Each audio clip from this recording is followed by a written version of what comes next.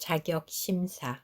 미국에 이민을 가려면 조건이 있습니다. 자격 심사를 받아야 합니다. 적격자도 있고 부적격자도 있습니다. 천국에 들어가는 데에도 조건이 있습니다. 어떤 사람이 죽어서 천국 문 앞에 갔습니다. 천사의 소개로 문 앞에 서 있는 베드로를 만났습니다. 베드로가 그 사람에게 대뜸 하는 말이 천국에 들어가려면 1000점이 필요합니다. 라고 했습니다. 그 말을 들은 사람이 속으로 생각하기를 나도 세상에서 신앙생활 열심히 했으니까 그 정도는 되겠지라며 자신만만해하고 있었습니다. 베드로가 말했습니다. 어디 점수 얻은 일이 있으면 말해보시오. 저는 주일학교 교사하면서 30년 동안 한 번도 결석하거나 지각한 적이 없습니다. 베드로는 그 사람에게 예, 수고하셨군요. 1점 득점하셨습니다. 라고 했습니다. 그 사람은 당황했습니다. 저는 지난 결혼생활 50년 동안 부부싸움 한 번도 안 하고 수많은 사람을 구제하며 수많은 사람들에게 칭송받는 삶을 살았습니다. 라고 말하며 자신이 얼마나 대단한 일을 하며 살아왔는가를 계속해서 말했습니다.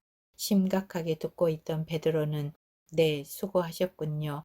또 1점 획득하셨습니다. 라고 했습니다. 더욱 당황한 그 사람은 저는 평생 어머니 모태에서부터 한 번도 교회에 빠져본 적이 없는 사람입니다. 라고 했습니다. 베드로는 예, 또 1점을 더 획득하셨습니다. 전체 3점을 얻으셨군요. 라고 했습니다. 베드로와 대화를 하면서 이 사람이 눈치를 챘습니다. 그는 다시 고백했습니다. 제가 지금까지 세상에서 행한 모든 것은 하나님의 은혜였습니다. 주 예수 그리스도의 그 은혜로 값없이 구원을 얻었습니다. 값없이 주시는 은혜로 복을 받았습니다. 섬길 수 있는 힘을 주셔서 섬길 수 있었습니다. 써주셔서 사용함을 받았습니다. 그 어느 것 하나도 하나님의 은혜 아닌 것이 없습니다. 내가 한 것은 아무것도 없습니다. 주께서 생명을 주셔서 그 기동하게 하심을 따라 살다가 왔습니다. 이 말을 들은 베드로가 지체하지 않고 지금 그것 하나만으로도 1000점입니다. 라고 말하면서 천국문을 활짝 열고 어서 들어오라고 환영하더랍니다. 상상력을 발휘하여 만들어낸 이야기지만 진리를 담고 있습니다. 우리의 구원은 오직 은혜입니다. 자신의 공로나 의의를 의지해서는 누구도 하나님 나라에 들어갈 수 없습니다. 바울만큼 교회를 위해 많은 일을 한 사람도 없습니다. 그는 신약 성경의 13권을 기록했고 세 차례의 전도 여행을 통해서 가는 곳마다 교회를 세우고 나중에는 더 이상 복음 전할 곳이 없다고 했습니다. 그래서 로마를 거쳐 당시 땅끝으로 여기던 스페인까지 가서 복음을 전하고자 했던 바울이었습니다. 바울이 없었더라면 과연 오늘의 기독교가 존재했을까 싶을 정도입니다. 그러나 그는 자신을 가리켜 사도 중에 가장 작은 자라고 했습니다. 그리고 하나님의 교회를 핍박하였기 때문에 사도라 칭함을 감당치 못할 자라고 했습니다. 바울은 자신이 전에 회방자, 핍박자, 폭행자이었음에도 불구하고 사도로 부르시어 사용하신 하나님의 은혜가 너무도 감사했습니다.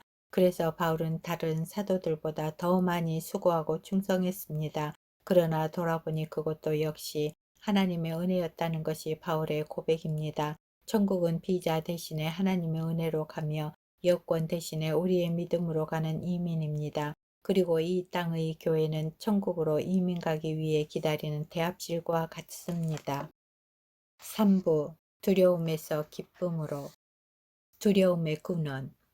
프란시스 베이컨은 말하기를 사람들은 어린이들이 어둠을 두려워하듯이 죽음을 두려워한다고 했고 윌리엄 스털링은 죽음은 두려움의 마지막 대상이다 라고 했습니다.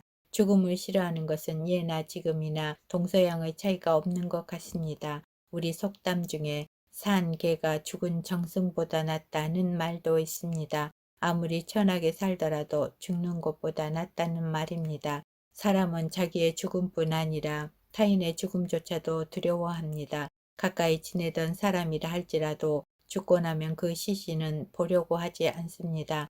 그러면 무엇이 죽음에 대한 생각을 회피하고 죽음을 금기시하도록 했을까요? 학자들이 여러 측면에서 조사 연구했더니 죽음에 대한 두려움 때문이었다고 했습니다. 캘리포니아 주립대 정신과 교수인 패티슨 박사는 죽음에 대한 두려움이 생겨나는 이유를 다음 8가지로 설명했습니다.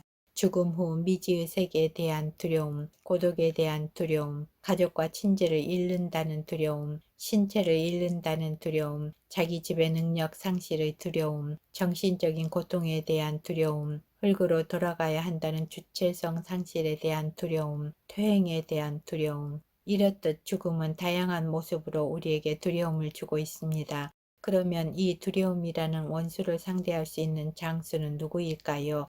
그는 믿음이라는 장수입니다. 믿음과 두려움은 서로 막강한 적수입니다. 두려움은 믿음을, 믿음은 두려움을 파괴합니다. 우리 곁으로 살금살금 두려움이 다가올 때 우리는 우리 안에 있는 믿음의 장수를 앞장세워 두려움을 물리쳐야 합니다.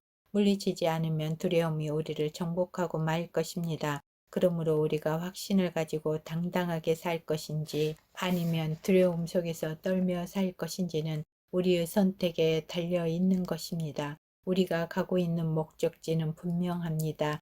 저 멀리 배는 시온성, 아버지의 집이 순례자의 최종 목적지입니다. 그러나 우리 인간은 연약하기에 순례의 길을 걸어가면서 앞에 놓인 장애 때문에 삶의 방향을 잃고 시르에 빠질 때가 있습니다.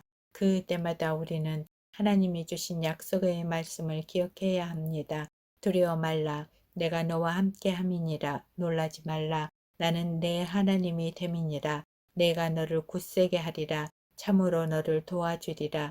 참으로 나의 의로운 오른손으로 너를 붙들리라. 하나님은 우리 눈에 보이지는 않지만 언제나 우리와 함께 하시고 우리를 도와주시고 죽음의 순간에도 그리고 죽음 너머에서도 영원히 우리와 함께 하십니다.